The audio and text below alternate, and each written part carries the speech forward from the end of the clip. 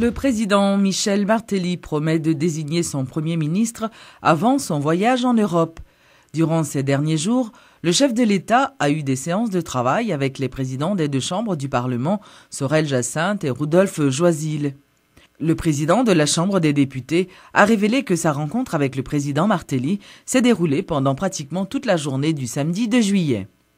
Il soutient que le chef de l'État avait analysé les 3 candidatures retenues par les législateurs sans pour autant exprimer une certaine préférence. Après 2 semaines de négociations, la majorité des parlementaires avait retenu les noms du juriste Bernard Gousse, du notaire Jean-Henri Séan et de l'actuel Premier ministre Jean-Max Bellerive. Monsieur Jacinthe a fait remarquer qu'une dernière rencontre entre le chef de l'État et les présidents des deux chambres est encore prévue. Rappelons que le 6 juillet prochain, Michel-Joseph Martelly doit se rendre en Europe pour une quinzaine de jours, ce qui lui permettra de trouver des opportunités pour Haïti. L'absence de gouvernement plus d'1 mois après l'investiture du président Martelly a des conséquences négatives sur la bonne marche du pays, selon le sénateur des NIP, Joslerme Privert. Le parlementaire déplore le fait que le budget national n'ait pas été déposé au Parlement le 30 juin dernier, tel que prévu par la Constitution. Le fait que pas un gouvernement, pas un budget déposé. Et lorsque pas un budget déposé, ou pas qui grande orientation, qui priorité qui définit. Donc les vrais problèmes nationaux, tant que problème d'éducation, tant que problème de santé, collés à faire ravage dans le pays, problème de désertification, problème d'érosion, problème catastrophe naturelle et réponse qui pour porter problème ça c'est une principale, ce sont les principales victimes de retard qui t'a gagné dans la mise en place d'un gouvernement et je crois que là qui interpelle tout le monde pour qu'il y a urgence à ce que rapidement que le pays soit doté d'un nouveau gouvernement pour prendre en charge les vrais problèmes de ce pays. Un nouveau commissaire de police a été installé au commissariat de Pétionville. L'annonce a été faite par le directeur départemental de l'Ouest, Michel-Ange Gédéon, et le commissaire principal a fait savoir que Vanel Lacroix a été remplacé par Alex Pierre-Louis, qui promet de lutter contre le banditisme à Pétionville. Nous mettons un nouveau commissaire à la tête du commissariat. C'est déjà un bon signe. Et c'est le commissaire Alex Pierre-Louis qui était commissaire de Carrefour, qui, journée aujourd'hui, qui est responsable police de Pétionville. Et je vais passer de présentation. D'ailleurs, commandement, on ne peut plus satisfait du travail qu'il a fait dans Carrefour. Et c'est justement par rapport à rendement ça qui fait aujourd'hui dans cette élite-là. Donc, il recevoir instruction et il a une responsabilité pour lui réorganiser ce service-là et fournir nous un nouveau plan de sécurité qui pourra aller et analyser au niveau de direction départementale là et balle toute assistance à plus possible pour réussir dans la mission. Donc Pétionville, loin de ça, on a imaginé, il n'est pas négligé et c'est une priorité. Nous. Soulignons que le commissaire Vanel Lacroix a été placé en isolement suite à la mort d'un détenu au commissariat qu'il dirigeait. La haut-commissaire adjointe des Nations Unies aux droits de l'homme, Qiu Wang Kang, est actuellement en visite en Haïti. Durant son séjour, Madame Wang Kang a profité pour évaluer l'état des droits humains dans le pays et l'action de la Commission des droits humains de la MINUSTAH. À Fort-Liberté, j'ai visité la prison et les cellules de détention au commissariat de police où les détenus vivent dans un espace de seulement 0,6 mètres carrés en moyenne. L'entassement, les conditions dégradantes, les installations sanitaires misérables, une alimentation insuffisante et le manque d'accès aux services médicaux étaient pour moi très choquants. Que 60% des détenus soient en détention préventive, certains depuis des années, est aussi une grande préoccupation. Que des mineurs, dont certains sont aussi jeunes que 13 ans, soient détenus dans des prisons en violation des dispositions des lois haïtiennes est totalement inacceptable. Je me réjouis de l'investissement dans la reconstruction des prisons détruites et la construction de nouvelles installations en vue d'accroître la capacité et réduire le surpeuplement.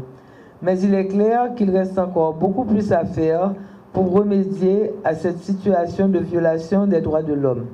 L'État haïtien est responsable de respecter, protéger et réaliser les droits de l'homme en Haïti. C'est seulement à travers les institutions nationales que des solutions à ces problèmes peuvent être trouvées. Un nouveau gouvernement sera bientôt formé. Conjointement avec le Parlement et le pouvoir judiciaire, ils détiennent la clé pour transformer Haïti et réaliser les aspirations de son peuple. La première dame de la République, Sophia Martelly, a effectué ce mardi une visite à l'asile communal de Port-au-Prince. Madame Martelly affirme qu'elle s'est rendue dans ce centre dans le but d'encadrer les personnes du troisième âge qui, selon elle, ne bénéficient pas du support moral de la société. Et moi-même, je pensais que nous devons, parce que, premièrement, c'est eux-mêmes qui mettent nos côtés nous de un. Et deuxièmement, il ne faut pas oublier que demain, nous avons le même genre. C'est comme si nous avons préparé demain nous. Et l'important tout pour nous apprendre la jeunesse. Il faut la jeunesse comprendre qui s'allie respecter ça, les cheveux gris, cheveux blancs. On bagaille une notion que nous perdus. L'état intéressant pour nous avoir des volontaires jeunes qui viennent là pour venir faire lecture pour grand monde yo, venir passer son petit temps avec eux parce que en pile là yo pour compte yo. Et moi penser que dernier jour yo gagne yo, c'est pas pour yo t'arrêter dans solitude. Faut que jeunes t'a essayé venir pour te coller avec yo, ba yo un petit l'amour que yo mérité. Je trouve que c'est pour ta gain peut-être des loisirs pour grand monde yo, des petites activités pour yo pas obligé faire journée coucher dans cabane, que tu as peut-être organisé des activités pour yo pas rester toute journée coucher son cabane. Mais moi réaliser tout que par contre si il y a un problème courant, je trouve que fait chaud en dedans et me connais que grand monde pas aimer chaleur. Moi pense que il y a des petites améliorations définitivement qui pour porter pour moun yo, mais en gros moi pense que mon bail qui est très impressionné, me trouve que en dedans très propre. Notons que la première dame était accompagnée du maire de Port-au-Prince, Jean-Yves Jason.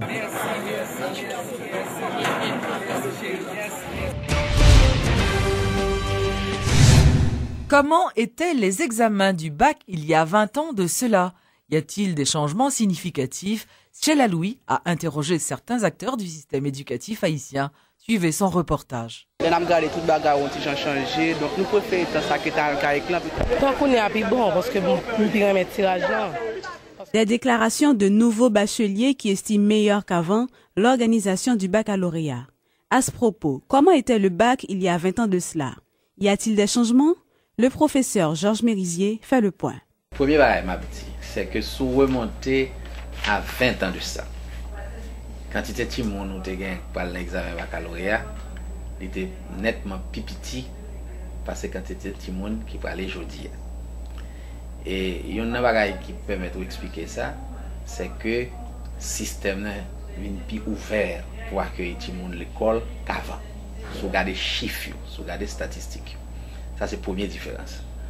Donc, automatiquement, on finit d'établir la première différence là, il vient déboucher sur une deuxième différence. Deuxième différence, ça fait que plus on a de monde qui a rentré à l'école, le système a ouvert pour l'accueillir tout le monde, c'est plus ça demande tout, plus enseignants qui pour prendre en charge. C'est plus ça demande tout, une capacité d'accueil qui est adéquate pour recevoir tout le monde. Autre point sur lequel l'éducateur Georges Mérisier a mis l'accent, ce sont les matières. Autrefois, les bacheliers étaient évalués dans toutes les disciplines. Mais à partir de 1997, sous Jacques-Édouard Alexis, le ministère a jugé bon d'alléger le bac en tirant au sort certaines matières pour les élèves de Réto. Dans les salles d'examen, des bacheliers ont toujours tendance à tricher en recourant à toutes sortes d'astuces. Et ceci ne date pas d'hier, a pour sa part fait remarquer le professeur Dominique Secours, également responsable d'un centre d'examen. Si vous copiez, vous regardez le visage centre pour comprendre comment vous copiez. Tant qu'on gagne qu'à passer là dans ce centre, il y a dit l'autre centre là facile, ou copier, ou les calculatrices, ou les téléphones, etc. Tandis que vous doit joindre l'autre centre en fonction de monde qui a dirigé ce centre là qui paraît apparemment plus dur que l'autre centre.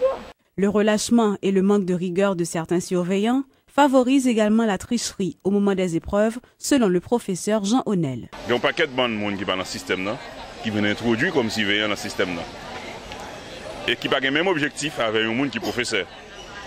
Il y a des gens qui sont toujours rigueur, toujours surveiller exactement ce que l'élève à produire des propres productions pâles, des propres capacités pâles, ou bien son bagage, si son bagage l'a copié ou bien son bagage l'a demandé à l'autre monde.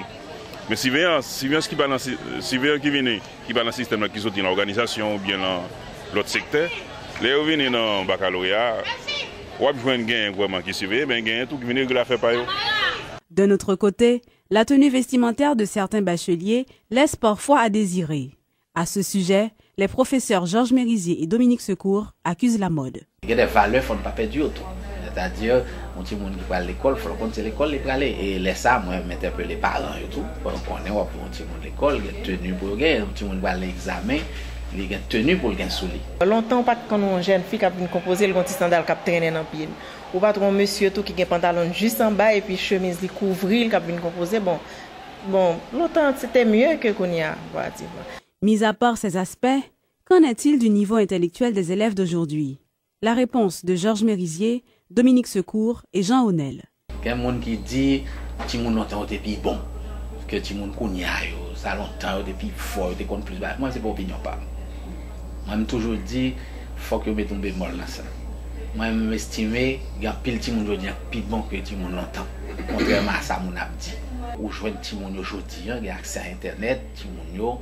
Et à mon sens, on a plus de bagailles que les gens qui ont longtemps pas connaît. Sauf que sous certains points, parce que tu as une petite quantité, tu as l'impression que tu es plus bon. Mais moi, ce n'est pas opinion, pas comme éducateur qui a formé jeunesse depuis peut-être 30 ans. Mon cher, moi-même, je dis, aujourd'hui, on a des élèves qui sont aussi brillants et peut-être beaucoup plus brillants encore dans ça qu'on connaît que ça me connaît avant. Niveau pour moi-même, à l'image du pays, au fur et à mesure, il va descendre, niveau va descendre tout. Je crois que c'est plus bon qu'on y a longtemps par rapport à certains systèmes. Plus bon que longtemps. Parce que longtemps, ce n'était pas net, c'était des récitations totales. On y a un minimum de production élèves à faire. Comme dans plusieurs pays, le baccalauréat se définit comme étant l'examen et diplôme sanctionnant la fin des études secondaires.